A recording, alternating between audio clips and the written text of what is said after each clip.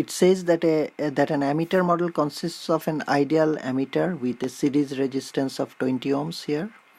It is connected with a current source and an unknown resistance of Rx.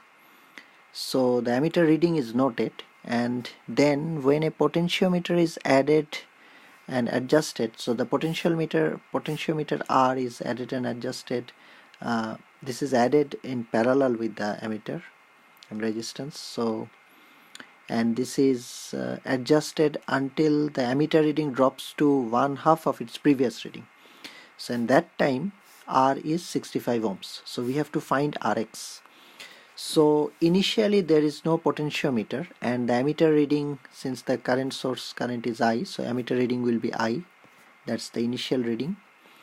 And after that the potentiometer is added in parallel, and this is varied until the current reading here in this branch, which consists the ammeter, becomes half of previous reading.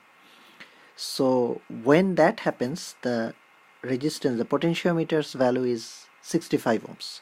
So we can apply current divider rule, and we know that the current through ammeter branch is half of I, so we will say I over 2, and that will be, if we apply current divider rule, the total current is I because that's the current source current, and divided by 2 sum of 2 parallel branches resistance, so that will be ammeter's internal resistance 20 plus unknown resistance Rx.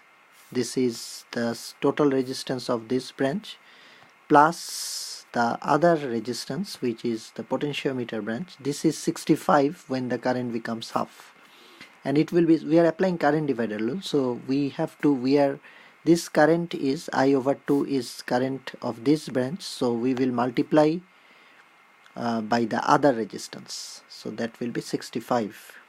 So this is what we get.